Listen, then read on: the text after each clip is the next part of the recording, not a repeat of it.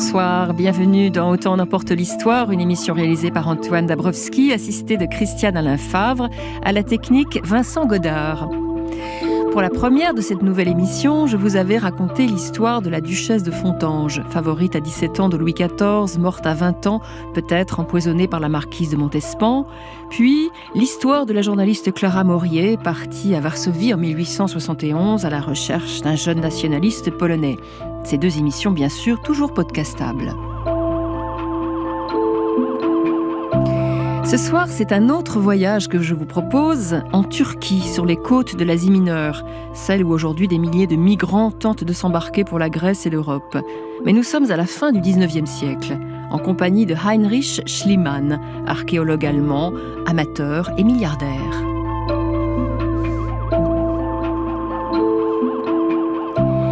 Il n'est pas ce qu'on pourrait appeler un personnage très sympathique. Il ment, il vole, il est vaniteux, macho, méprisant.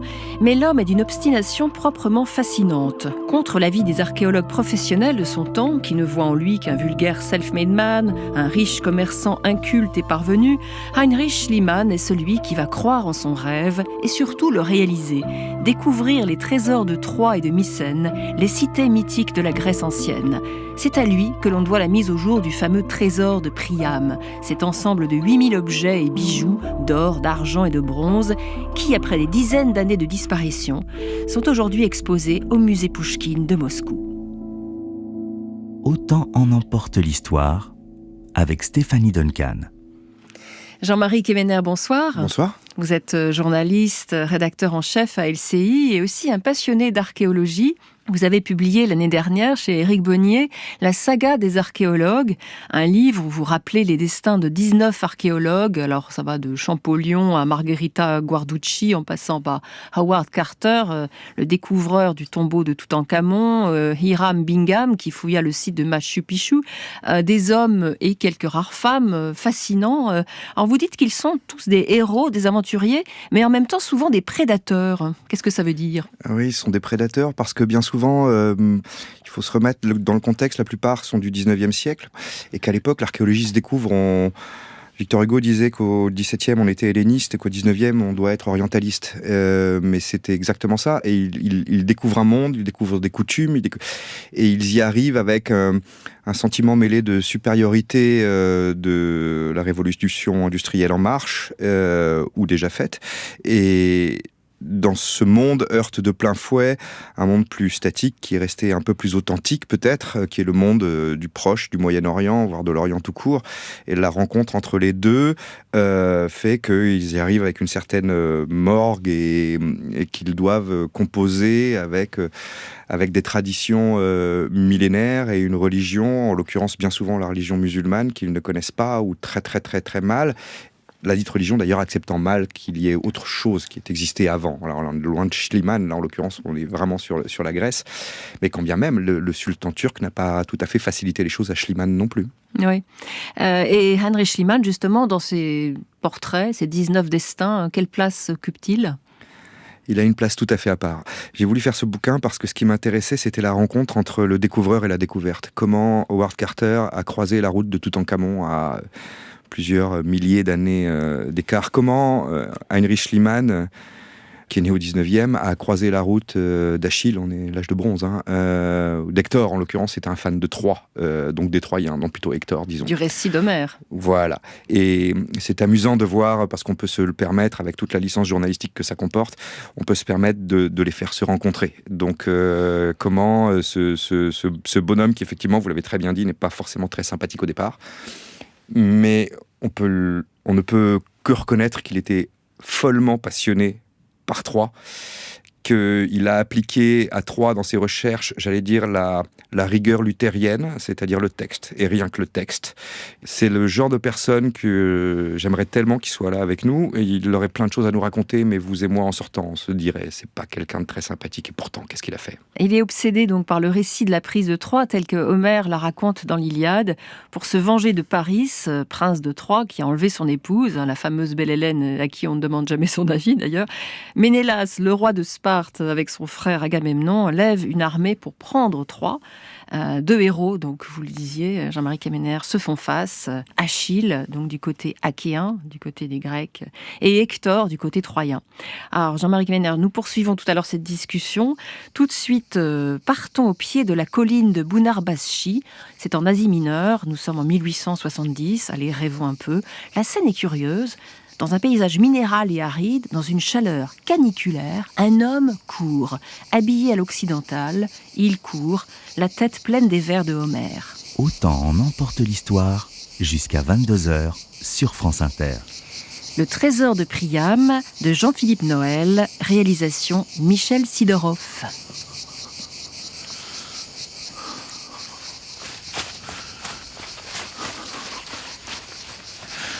Il faut que j'y arrive. En disant cela, Achille s'élance vers la ville, plein d'un noble orgueil, avec la célérité d'un coursier qui tire le char dans les jeux.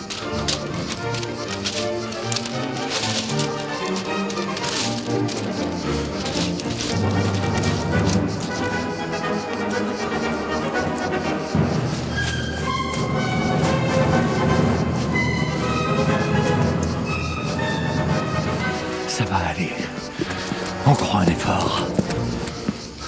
Hector, en le voyant, est saisi d'effroi. Il laissa les portes derrière lui et s'enfuit. L'un fuyant, l'autre poursuivant. Et moi, après quoi je cours? Ainsi ils courent avec leurs pieds rapides, 3 fois autour de la ville de Priam. Tous les dieux les regardent. J'espère qu'il me regarde aussi.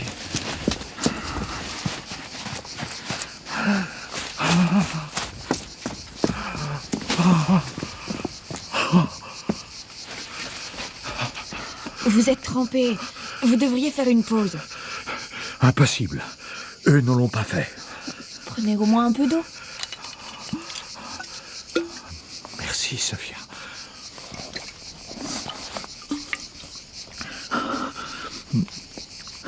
Il fait au moins 45 degrés, ce n'est pas raisonnable. Encore un tour.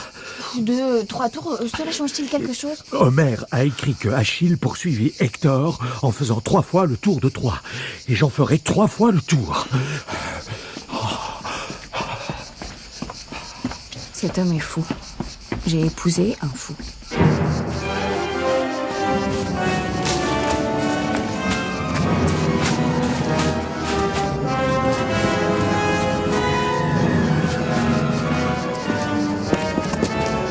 Et cependant, le rapide Achille pressait sans relâche Hector.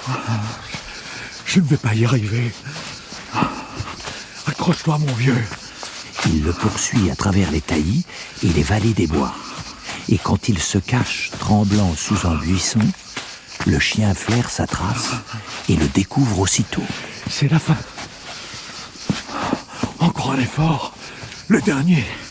Comment Hector eût-il évité plus longtemps les caires de la mort si Apollon, venant à son aide pour la dernière fois, n'eût versé la vigueur dans ses genoux rapides? Merci, Apollon. Dans quel état vous êtes? Buvez. Buvez.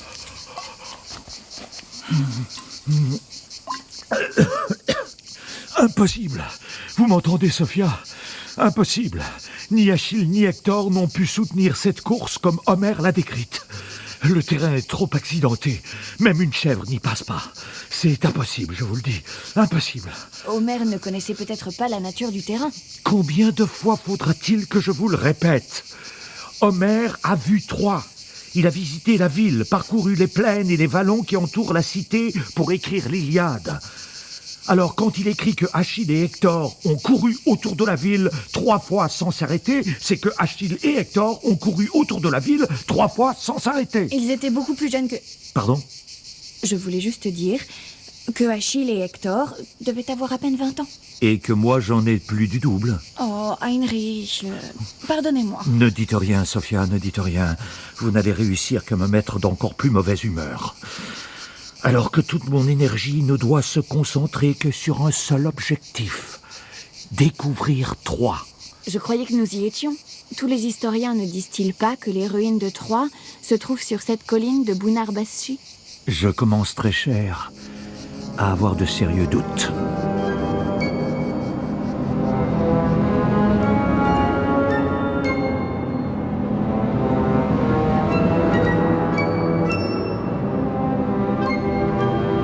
« 1870. Heinrich Schliemann est en Grèce en compagnie de son épouse, Sophia. Ce petit homme, à l'allure toujours soignée et à la moustache parfaitement taillée, a fait fortune dans le négoce international. D'origine allemande et parlant une dizaine de langues, il a quitté les affaires pour, écrira-t-il plus tard, réaliser un rêve d'enfant, découvrir la ville de Troie, celle évoquée par le poète grec Homère dans l'Iliade. Pour les historiens du XIXe siècle, la véracité de la guerre de Troie narrée par le poète, censée s'être déroulée 1200 ans avant Jésus-Christ, est sujet à controverse.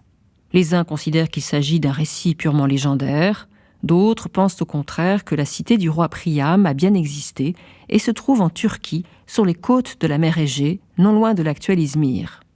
Une colline fait office de Troie, authentifiée par la majorité des savants, celle de Bunarbaschi, située à 10 km de la mer. Mais elle n'a guère livré de vestiges.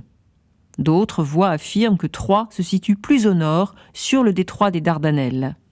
La colline d'Issarlik est alors un outsider sérieux. L'un des premiers hommes à l'avoir fouillé est l'Américain Frank Calvert. Bunarbaschi ne peut pas être le site de Troie. C'est évident. Comment peut-on se tromper autant ? À croire qu'aucun savant n'a jamais lu l'Iliade, ni même mis les pieds en Turquie. Tous des incultes.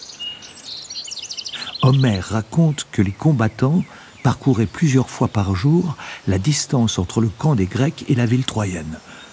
Il y a près de 10 kilomètres entre Bunarbaschi et la côte. 10 kilomètres. Comment déplacer une armée plusieurs fois par jour sur une telle distance ? C'est impossible. Impossible. Et les sources ? Homère parle de 2 sources seulement, l'une chaude et l'autre froide. Je les ai comptées une par une, 36. Rien qu'au pied du mont Bunarbaschi. 36. Et toutes de la même température. Je l'ai vérifié avec un thermomètre. De qui se moque-t-on ? Je me le demande. En revanche, ce que j'ai vu d'Issarlik me semble bien plus intéressant. J'ai hâte de rencontrer ce consul qui se pique d'archéologie.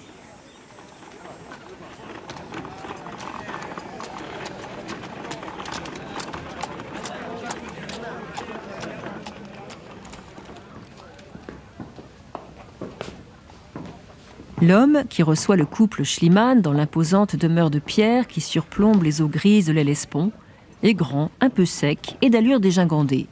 Fils d'une vieille famille d'origine britannique, Frank Calvert est vice-consul américain à Çanakkale, port bruyant et laborieux du détroit des Dardanelles en Turquie. Archéologue amateur, il est l'un des premiers savants à avoir fouillé la colline d'Issarlik. Il s'est constitué chez lui un petit musée privé où de belles vitrines, qui sentent bon l'encaustique, présentent le fruit de ses recherches. Ce petit Zeus en bronze est un pur chef-d'œuvre. Magnifique. Ne trouvez-vous pas, ma chère ? Votre collection privée m'impressionne beaucoup, monsieur Calvert. Merci, Madame Schliemann. Avez-vous des pièces découvertes à Issarlik ? Uniquement le petit bas-relief que je vous ai montré. Qu'est-ce qui vous a poussé à y faire des fouilles ? Le plus grand des hasards. Mon frère est devenu propriétaire d'une partie de la colline, et comme je connaissais les théories sur l'implantation de Troie là-bas, je n'ai pas pu m'empêcher d'aller y jeter un coup d'œil. Je me suis laissé dire que vous y avez mis au jour quelques ruines. Un temple romain, je pense.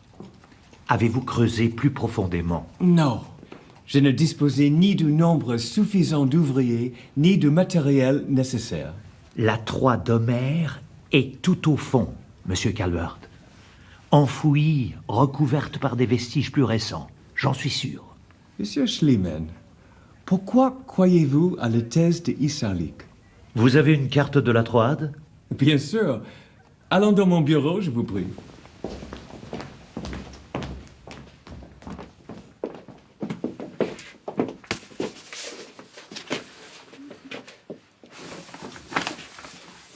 Regardez Isarlik. Elle est, à quoi? Tout au plus 1 heure de la côte. Facile pour une armée de faire des allers-retours dans la journée. Là, vous savez ce que c'est? Un marais.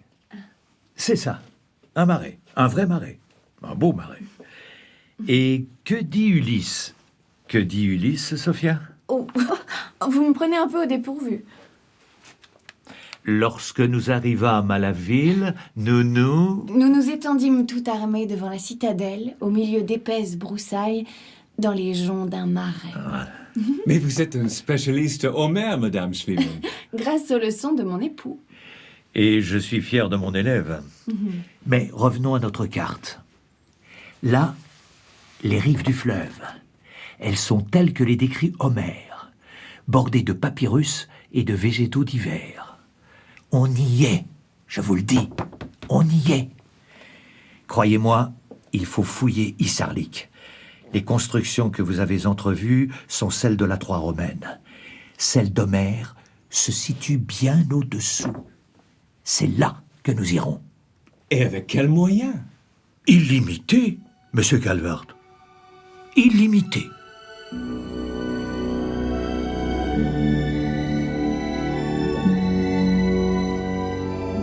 Permis en poche, Schliemann entame sa première campagne de fouilles en octobre 1871. 2 autres suivront en 1872 et 1873. Les conditions de fouilles sont extrêmement difficiles. En fonction des saisons, les ruines sont écrasées par le soleil, balayées par la pluie et les vents, ou engourdies par le froid. Jusqu'à 150 ouvriers travaillent sur le chantier que Schliemann fait excaver profondément, sans se soucier des vestiges les plus récents, tant il est pressé de parvenir au niveau de la Troie homérique. Dans les premiers temps, Schliemann loge dans une tente sommaire. Petit à petit, des habitations et des ateliers en dur viennent compléter ce paysage minéral. Sa grande découverte, Schliemann la réalise en mai 1873, alors que s'achève sa 3e campagne de fouilles.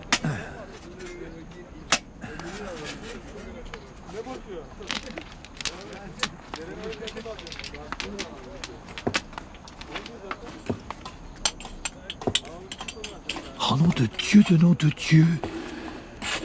Qu'est-ce que c'est que ça? Hé, vous là! Oui, vous! Appelez ma femme. Et sonnez l'heure du repas. Oui, maintenant!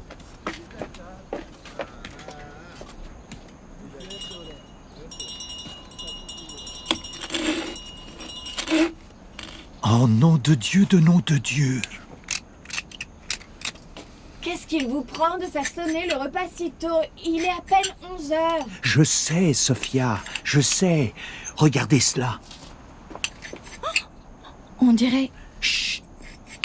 de l'or. Oui, je crois bien. Et là, devant, Une sorte de bouclier.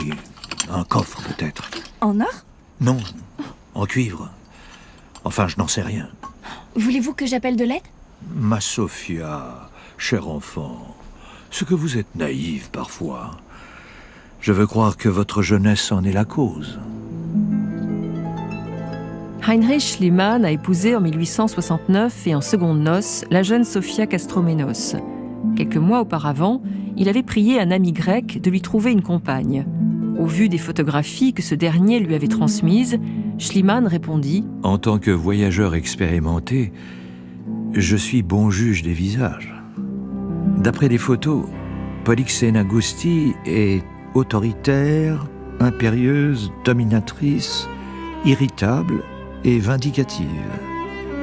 En revanche, Sophia Kastroménos est une femme splendide, de conversation facile, compatissante et une bonne maîtresse de maison, pleine de vitalité.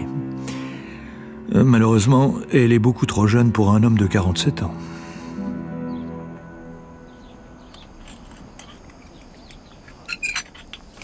Sophia, Si ce trésor est ce que je crois, nous avons 1 heure pour le récupérer et le mettre en lieu sûr. Les 2 agents de l'État ne doivent rien savoir de notre découverte. Comment allez-vous vous y prendre? Je dégage les pièces avec mon couteau et vous les dissimulez dans votre châle pour les porter dans notre baraquement. Attention!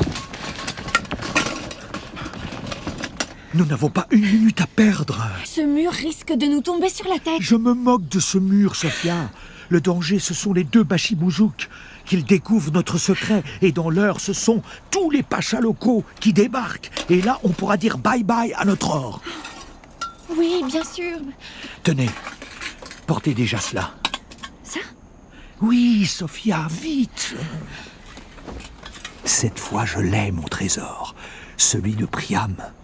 La preuve irréfutable que j'ai bien découvert la Troie de Homère, vantée pour ses richesses et son or. J'ai réussi. Je suis un génie. Prenez ceci. Sophia, soyez délicate, voyons. Vous tenez entre les mains un pan de notre gloire. C'est lourd. Je sais, mais il le faut. L'histoire et moi vous saurons gré de vos efforts.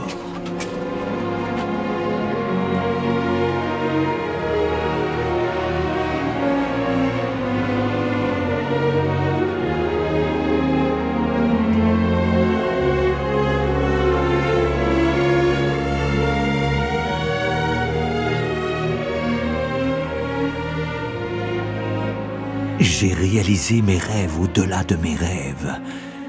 Moi, le gamin d'un village perdu au fond de l'Allemagne. Moi qui, dès l'âge le plus tendre, voulais mettre mes pas dans ceux de Homère, me voilà pleinement récompensé d'une vie de labeur. Je n'aurai plus jamais honte. Cette honte d'entendre les plaintes de ma mère sans oser bouger, cette honte de découvrir ce père entre les cuisses de la cuisinière, cette honte de l'entendre éructer son alcool dans les rues, cette honte de voir ce veuf épouser la bonne, la honte de voir ce père, mon père, un pasteur, chassé à coups de pierre par les habitants de sa paroisse. Que pouvais-je faire d'autre que de fuir et m'inventer une vie plus grande, toujours plus grande? Moi, l'apprenti épicier, le petit comptable, le riche négociant, je peux désormais regarder le monde sans baisser les yeux. Je lui ai offert un trésor légendaire.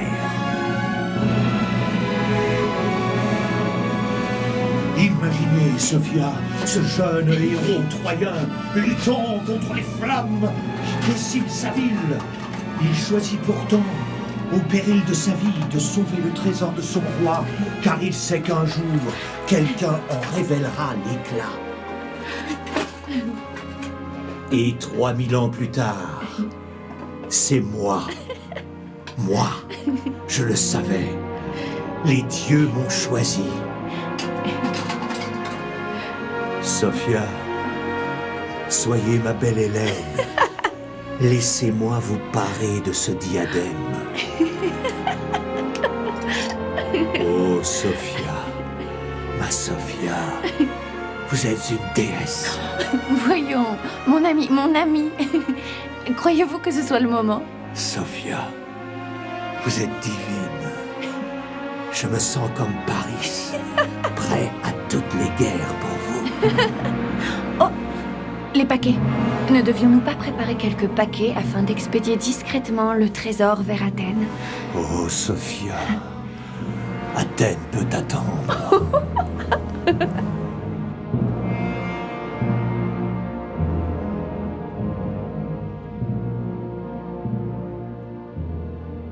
Si l'on se fie aux écrits de Schliemann, c'est à peu près ainsi que fut découvert le trésor de Priam.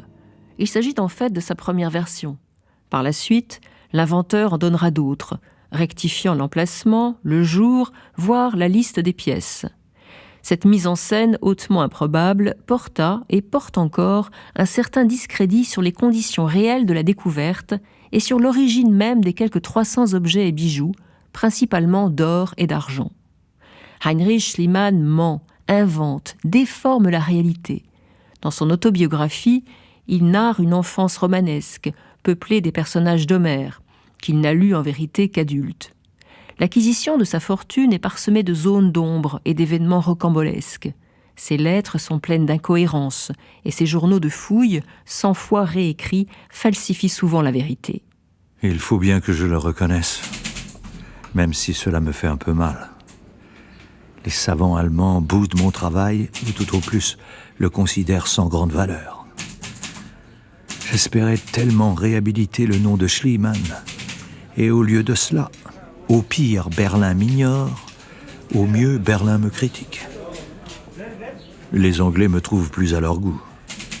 Ce n'est pas compliqué. Je suis reçu à Londres comme si j'avais escaladé la Lune. Le public adore les articles que j'écris pour le Times. Il les suit comme un véritable feuilleton. Les photos de Sophia portant les parures d'Hélène ont été partout publiées. Les British adorent les reines, c'est dans leur sang. Et ce cher vieux Gladstone, il ne manquerait pour rien une de mes conférences. Me voilà l'ami d'un Premier ministre. Puisque c'est comme ça, je vais vendre le trésor de Priam aux Anglais. Les Allemands n'auront rien. Bonjour, Monsieur Schliemann. Manfred Schmidt, le correspondant du Norddeutsche Allgemeine Zeitung. Je suis toujours ravi de recevoir un compatriote. Merci d'accepter de répondre à quelques questions. Monsieur Schliemann, on prétend que les fouilles que vous menez à Troyes ont détérioré les vestiges des époques grecques et romaines, faisant disparaître à tout jamais d'importantes richesses historiques. Que répondez-vous ? Que l'on exagère beaucoup. Dès la 2e saison de fouilles, j'ai pris toutes les dispositions nécessaires pour que de telles détériorations ne se répètent pas. Vous les reconnaissez donc ? Je reconnais quelques erreurs, au début, mais pas la destruction de vestiges importants. Le gouvernement turc vous reproche d'avoir sorti le trésor de Priam en fraude, sans même l'avoir averti de l'importance de la découverte. On parle d'un procès ? C'est vous qui me faites un procès. Il paraît que vous êtes prêt à payer très cher pour conserver le trésor. La loi turque, mais je suppose que vous ne la connaissez pas, jeune homme, stipule que le trésor découvert appartient aux propriétaires du terrain. Or, plusieurs d'entre eux, avec qui j'avais des accords de partage, ont été plus ou moins illégalement expulsés. Nous discutons donc avec les autorités pour trouver un accord qui satisfasse chacun. Vous êtes un homme riche, Monsieur Schliemann. Très riche, dit-on. Pensez-vous que tout soit achetable, même l'histoire ? Si c'est pour entendre de telles sottises, je préfère cesser ici notre entretien. Vous refusez de répondre. Comme vous refusez de répondre à ceux qui prétendent que le trésor de Priam est un faux. Ce n'est pas un procès, mais une exécution. Non, monsieur. Je vous pose juste les questions que tout le monde se pose. Si vous pensez que c'est un faux, rendez-moi un service. Allez l'expliquer aux Turcs. Vous me ferez faire des économies et gagner du temps. Sérieusement, vous croyez vraiment que si tel était le cas, il ferait des pieds et des mains pour en récupérer une part ? Jeune homme, faites-moi plaisir, réfléchissez et vérifiez vos sources. Justement, certaines de mes sources affirment que votre récit de la découverte est truffé d'invraisemblances. Il est prouvé aujourd'hui que votre femme était à Athènes, au chevet de son père, je crois, le jour de la découverte. Je me suis déjà expliqué 1000 fois à ce sujet. J'avais décidé d'associer ma femme à ce moment unique, car elle est mon associé le plus dévoué. Et je ne le regrette pas. En revanche, je regrette d'avoir à répondre toujours aux mêmes inepties. Elles m'affectent d'autant plus qu'elles émanent la plupart du temps de compatriotes. Reprocheriez-vous aux savants allemands leurs suspicions ? Mes collègues germaniques se montrent trop ancrés dans leurs certitudes. C'est regrettable. Mais que puis-je y faire ? Avez-vous de nouveaux projets ? Je viens d'obtenir du gouvernement grec l'autorisation de fouiller Mycène. On dit que vous l'avez obtenu en finançant la destruction d'une tour sur l'acropole. Je vous l'ai dit, cher monsieur, on raconte beaucoup de choses. Mais quoi qu'en pensent mes détracteurs, je prouverai une fois encore que les textes antiques disent vrai. Que voulez-vous dire ? Lisez Homère, jeune homme. Cela ne devrait pas vous faire trop mal.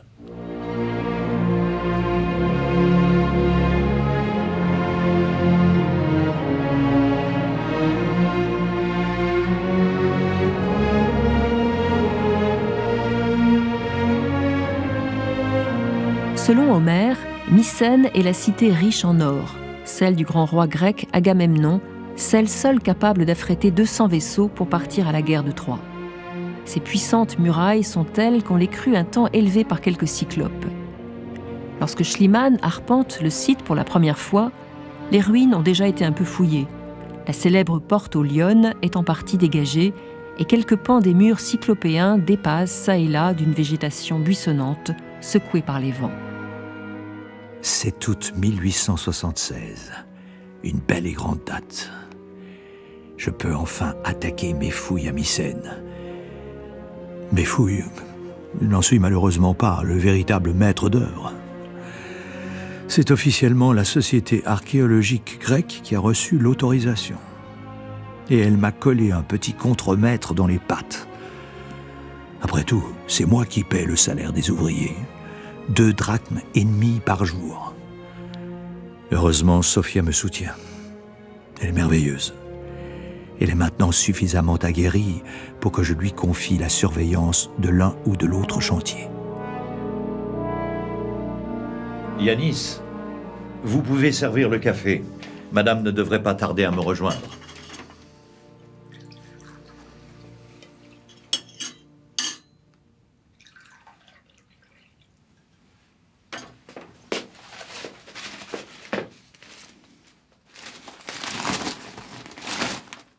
Quoi? Ce n'est pas vrai. Sophia! Sophia! Yanis, où est ma femme? Sophia! Me voilà. Me voilà. Que se passe-t-il? Écoutez ce que le Times ose écrire. Schliemann continue de nier le monde des intellectuels qui ont voué leur vie au monde passé. Je vous passe les détails. Écoutez, aucune tombe ne sera jamais trouvée à l'intérieur de la citadelle de Mycène à moins que le destructeur de Troie n'en sème lui-même durant la nuit. Le destructeur de Troie!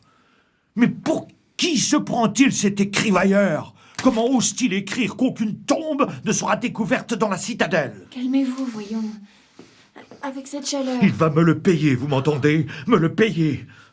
Yanis, mon écritoire, vite! Ah, il ne manquait plus que lui. Mais qu'est-ce que ce mangeur de moussaka me veut encore? Heinrich, calmez-vous. Monsieur Schliemann. Monsieur Schliemann, je dois vous parler tout de suite. Monsieur Stamatakis, que se passe-t-il? Une tasse de café, peut-être? Il se passe, monsieur Schliemann, que des ouvriers ont commencé d'ouvrir une tranchée à côté de la porte des Lionnes, à l'intérieur même de la citadelle. Figurez-vous, monsieur Stamatakis, que je suis au courant. C'est moi qui leur en ai donné l'ordre. Monsieur, en tant que représentant de la Société archéologique grecque... On le saura. Donc, en tant que représentant de la Société archéologique grecque, je dois être informé de chaque ouverture de chantier afin d'en demander l'autorisation à mes supérieurs. Qui devront ensuite en référer au ministre, et cela prendra encore des semaines. C'est mon travail. Alors faites-le, monsieur Stamatakis. Vous êtes là pour cela. Et ne nous dérangez plus. Les travaux ont déjà commencé.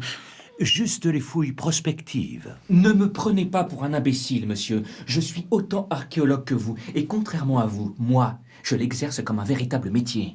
Que voulez-vous dire? Je veux dire que je me fie au travail de mes prédécesseurs, que je compare les textes avec les découvertes sur le terrain, et que je ne me contente pas de lire Homère ou Pausanias et de dire que la vérité est dans la littérature. Si notre méthode de travail ne vous convient pas, rien ne vous retient. Au contraire, toute la façon dont vous menez vos fouilles me retient. Ce n'est pas vous qui creusez, mais votre argent.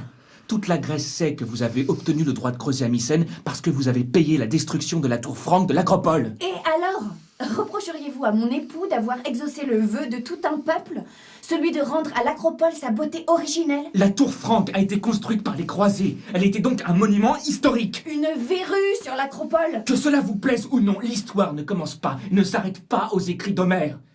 Vous pourrez vous payer toutes les autorisations que vous voulez, cela ne vous autorise pas à réécrire l'histoire. Moi, je réécris l'histoire. Moi, qui ai découvert Troie. Espèce de minable petit danseur de Sirtaki. Vous allez voir où elle commence, l'histoire. Calmez-vous, Heinrich. Je ne me calmerai pas tant que ce buveur de Retsina ne m'aura pas présenté ses excuses. Vous pouvez faire creuser de tranchées sans que j'en avertisse les autorités. Je vois pas ce qui me retient ici davantage.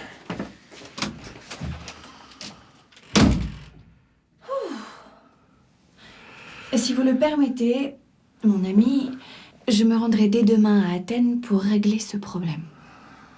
Malgré ses demandes réitérées, Sophia ne parvient pas à obtenir le renvoi de Panagiotis Stamatakis et les relations entre le couple et l'archéologue ne vont cesser de se détériorer.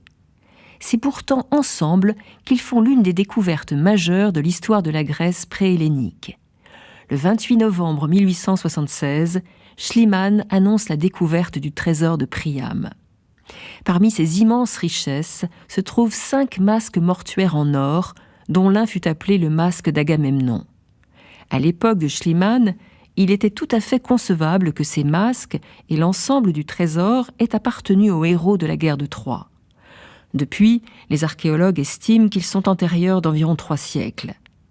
Les fouilles de Schliemann à Mycène ont surtout permis de révéler une civilisation raffinée, un millénaire avant celle de la Grèce antique.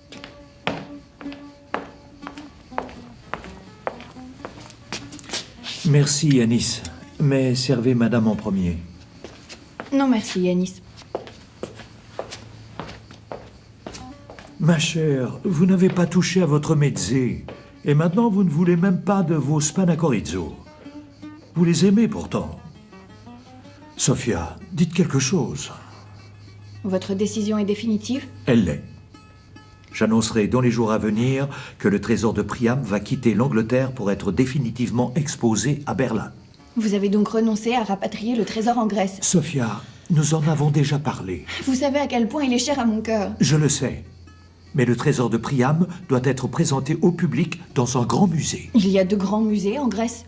Et je n'ai pas hésité une seconde à offrir à votre pays le trésor de Mycène, malgré les épouvantables rumeurs qui couraient alors dans Athènes. Il est vrai que l'Allemagne a toujours été bienveillante à votre égard. Combien de fois vous ai-je entendu vous plaindre de vos compatriotes ? Reconnaissez que depuis quelque temps, les Allemands se montrent plus intéressés. Mon dernier livre y est un véritable succès, mieux qu'en Angleterre, pour une fois. Même Bismarck se passionne pour mes recherches. Mais d'abord exposé au Musée des Arts décoratifs de Berlin, le trésor de Priam est transféré en 1885 au département de préhistoire du Völkerkundemuseum. Bien moins prestigieux. Mon pauvre ami, les Allemands ne vous auront jamais considéré à votre juste valeur.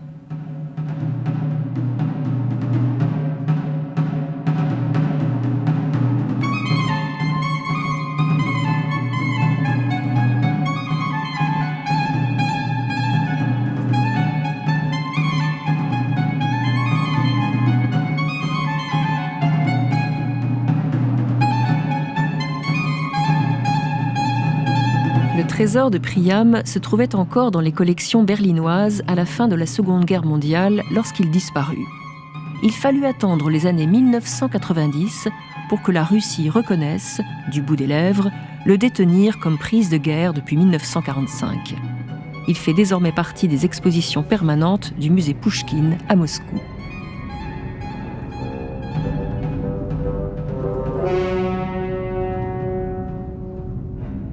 En compagnie de Sophia, nous avons continué de fouiller.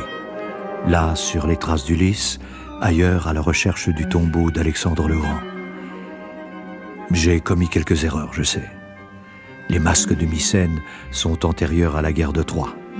Hector et Achille n'ont peut-être jamais fait le tour des remparts. Et le trésor de Priam ne correspond pas à l'incendie de la ville. Priam lui-même est certainement un personnage mythique. Mais qu'importe. Quoi qu'en disent mes détracteurs, j'ai ouvert un monde nouveau à l'archéologie. Et cela, toutes les mauvaises langues du monde ne peuvent me le reprendre.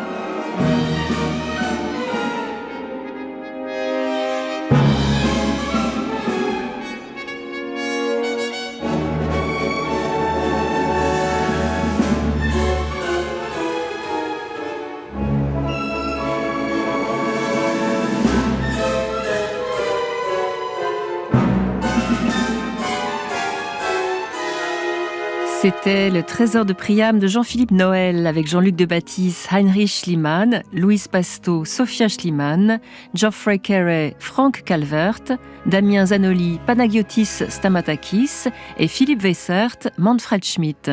Bruitage Jean-François Bernard Sugy, prise de son, montage et mixage Olivier Dupré et Nicolas Slimani, assistant à la réalisation Vivien Demeyer, réalisation Michel Sidorov.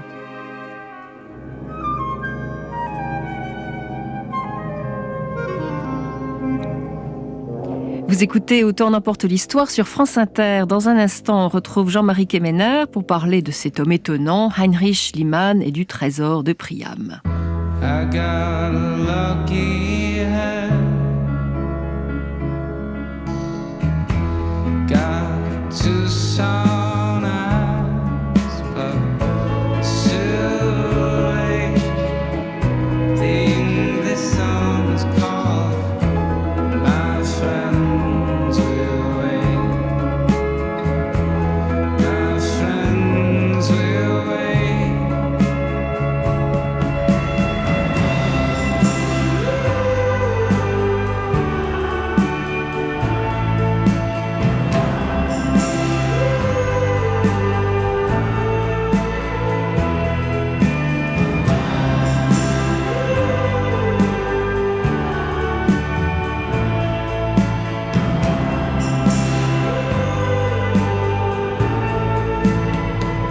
I'm the better hand. Got to sound eyes, but it's too late. The English summer's calling, and I have to wait. Cool kids, they're fun when returning from a slumber. Their days are already gone. Feels like somewhere beyond our sight. Now they're mourning the loss of the sun, and it's already done. The Somerset's giving. See, I'm already there. Mistakes of the living, and it's already done.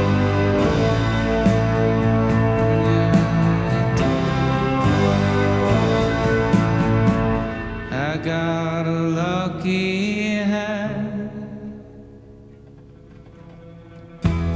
Got born out to, but it's too late. The English summer's calling, and our friends will wait. But my friends will wait.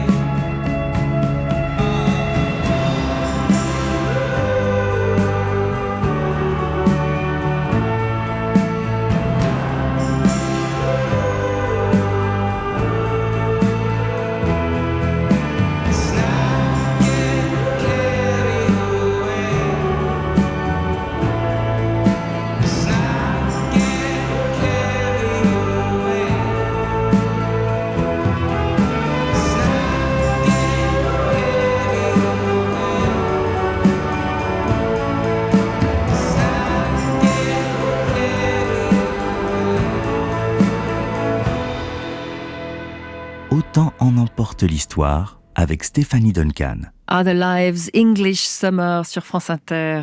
On a entendu donc juste avant l'étonnante histoire de Heinrich Schliemann, l'archéologue allemand, le découvreur de Troie et de Mycène. Jean-Marie Kemener, donc je le rappelle, vous êtes journaliste, vous êtes aussi un passionné d'archéologie.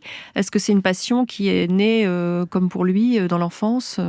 Non, pas vraiment. C'est Peut-être aussi le fait que je sois carnacois avec les vieilles pierres, finalement, chez nous à Carnac, on les a fait pousser. Mais En Bretagne, oui. voilà. Mais le fait est que quand on fait du reportage, notamment du reportage de guerre, on a besoin de calme, de tranquillité et de comprendre. Or, pour comprendre l'histoire, il n'y a rien de mieux. Donc on commence par là et finalement, on se rend compte que en essayant de comprendre les vieilles pierres, on en arrive à comprendre nos contemporains et en tout cas d'expliquer certaines choses, et ça a facilité mon travail de reporter, donc c'est venu de là. Donc vous avez publié l'année dernière la saga des archéologues chez Éric Bonnier, dont un chapitre est consacré à Schliemann. Alors quand celui-ci, on l'a entendu là, dire « J'ai ouvert un monde nouveau à l'archéologie, et cela, toutes les mauvaises langues du monde ne peuvent me le reprendre ». Est-ce que c'est vrai, à votre avis, que Schliemann a ouvert un nouveau monde à l'archéologie ? Et non. D'abord parce qu'avant lui, il y en avait beaucoup. Peut-être qu'il a ouvert le monde de l'archéologie amateur. Alors c'est le meilleur de tous les amateurs, mais parce qu'il a trouvé quelque chose. Mais il n'a pas trouvé le masque d'Agamemnon, c'était bien après. Il n'a pas trouvé Troie, il est même passé au travers. Et quand je dis passer au travers, c'est stricto sensu. Imaginez une grande colline avec évidemment des étages de villes qui succèdent, parce que l'archéologie c'est ça, on rentre dans une espèce de millefeuille. Et il y avait plus de 9 couches, et Troie était assez vite en fait quand il a commencé à creuser. Il est complètement passé au travers parce que il a cassé beaucoup de choses en passant au travers. Il a tout massacré. Donc grâce il avait une idée fixe, il a foncé de tête baissée. Oui, c'était un homme qui était intéressé par l'argent et qui aimait bien l'or, et donc il cherchait le trésor de Priam. Qui lui a dit qu'il y avait un trésor de Priam? Ça, Homère en a ajouté un peu parce qu'Homère n'était pas non plus le dernier pour ajouter des petites choses, mais enfin. C'était un poète. C'est un poète, et donc la licence littéraire lui était autorisée, pas Schliemann. Et Schliemann voulait un trésor. Oui, c'est encore un rêve d'enfant, trouver un trésor. Donc le personnage, on l'a remarqué, et là je pense que vous êtes d'accord, il est assez exécrable, imbu de lui-même, il ment, il vole, il détruit des objets, il n'a que mépris pour les autorités turques et grecques, il choisit sa femme sur un catalogue et choisit la plus soumise. Est-ce qu'on peut dire qu'il est un peu le parfait reflet du petit bourgeois européen de la fin du 19e siècle, qui n'a aucun doute sur sa supériorité et qui arrive en Turquie ou en Grèce en terrain conquis? Il est bizarrement moderne, il est étrangement moderne, mais il représente surtout le rêve américain version prussien, quoi. D'abord, il est devenu américain. Entre-temps, avant de trouver Troie, il devient américain parce que ça arrange ses affaires, et surtout il veut divorcer. Il a quand même remarqué que c'était beaucoup plus facile de divorcer aux États-Unis déjà à l'époque que dans son Allemagne natale. Mais c'est le rêve américain. C'est un garçon qui à 14 ans a dû être épicier, qui a fait naufrage à 22, qui s'est retrouvé à être secrétaire administratif petit comptable de l'ambassadeur de Prusse aux Pays-Bas, ce qui était les Pays-Bas à l'époque. Il apprend le russe, il va vendre du textile, il monte son entreprise. C'est l'un des personnages aussi qui a vendu le plus d'armes pendant la guerre de Crimée. Et ce type en est arrivé à développer un ego visiblement un peu surdimensionné. Il aurait pu utiliser son argent pour autre chose. Il l'a utilisé pour réaliser son rêve. Je ne le juge pas là-dessus. Ce qui est extrêmement dommage, c'est que toutes ces découvertes, il a voulu les garder pour lui. Or, la plupart de ces grands archéologues ont voulu révéler les trésors qu'ils découvraient. Je dis pas qu'il n'y a pas eu quelques tentations parfois d'en garder un peu pour soi, mais c'est pas l'idée. L'idée, c'est de révéler au monde une partie de son histoire, et c'est pour ça que les archéologues sont des gens absolument fabuleux. Oui, donc les grands archéologues de l'époque, de la fin du 19e siècle, ne lui ressemblent pas, de ce point de vue. Les Howard Carter... Non, et ils sont tout aussi aventuriers que lui. Celui qui a donc découvert le fameux tombeau de Toutankhamon. Oui, en passant, il a découvert le tombeau de Toutankhamon parce que bien des années avant, un touriste, il faisait visiter la Grande Pyramide, et un touriste français un peu aviné lui dit « J'y vois rien, il n'y a pas de lumière ici ». Il se fâche, il dit « On est dans une pyramide, il n'y a pas de lumière, monsieur ». Et l'autre continue, très français, continue de s'énerver. Il a fini par lui éclater la tête, ce qui a fait qu'il a été viré et donc embauché. Vous voyez, c'est toujours un enchaînement de circonstances qui fait que ces grands hommes se révèlent. Et vous dites aussi, Jean-Marie Quéméner, dans votre livre, qu'il y a des jalousies très fortes entre les archéologues. C'est moi d'abord, c'est moi qui ai trouvé le premier. Alors, si je peux me permettre, c'est rien à côté de ce qui existe aujourd'hui. Aujourd'hui, c'est une guerre de tranchées, à tout point de vue d'ailleurs, parce que généralement, ils creusent des tranchées. Mais déjà à l'époque, plus on découvre, plus les découvertes se raréfient naturellement. Et à l'époque, il y avait quel mythe restait-il à découvrir encore? L'Égypte était bien avancée encore mais quand même bien avancée.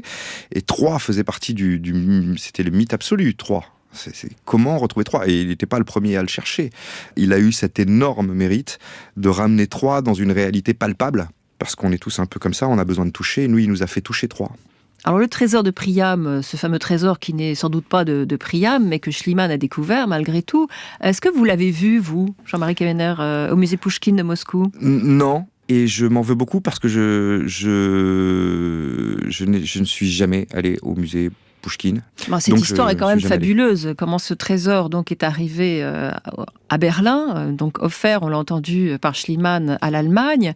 En 1945, les Soviétiques sont à Berlin. Le trésor disparaît comme par hasard et il disparaît, mais on n'a aucune nouvelle pendant des dizaines d'années. Et puis, soudain, qu'est-ce qui se passe en 1993, Jean-Marie Kemener ? Soudain, Boris Eltsine arrive à Athènes.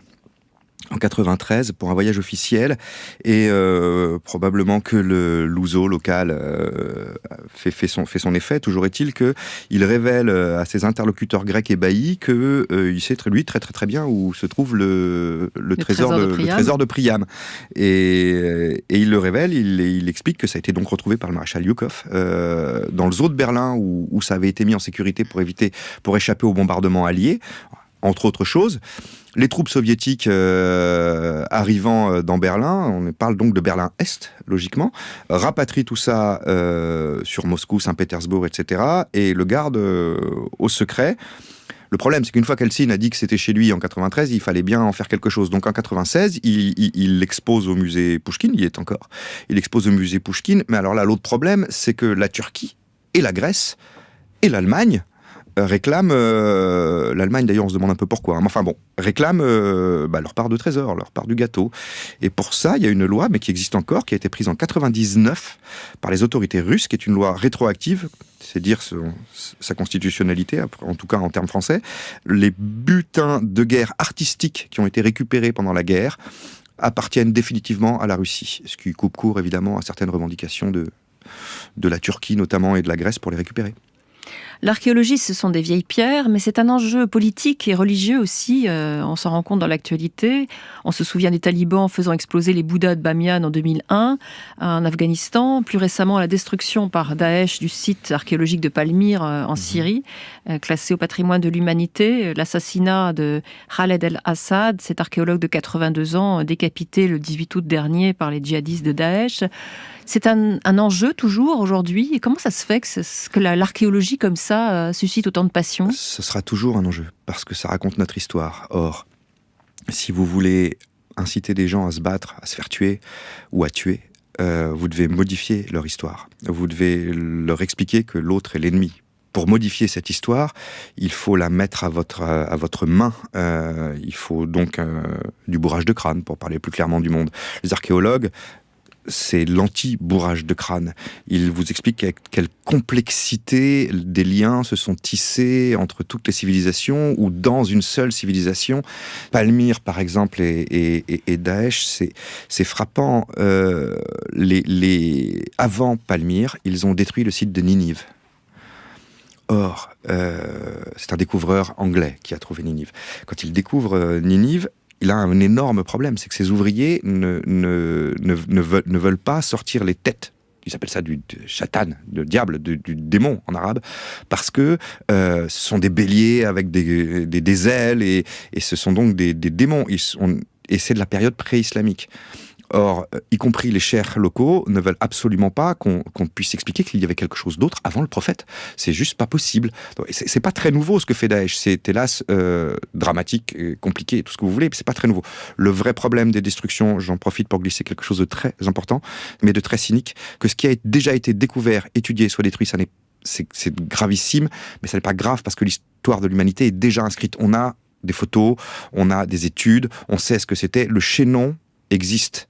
Ce qui est très très grave, c'est ce qu'on aurait pu découvrir encore, qui là n'existera plus jamais, ne sera plus jamais étudiant. Et là, on va avoir des chaînons manquants dans notre chaîne historique qui est censée nous rendre meilleurs. L'apprentissage de l'histoire est censé nous rendre meilleurs. Vous avez raison, Jean-Marie Kemener, merci beaucoup. Sans parler du trafic d'objets d'art, mais ça c'est un autre sujet. Donc je rappelle, vous êtes journaliste, rédacteur en chef de LCI et auteur d'un livre, La saga des archéologues, paru l'année dernière chez Éric Bonnier.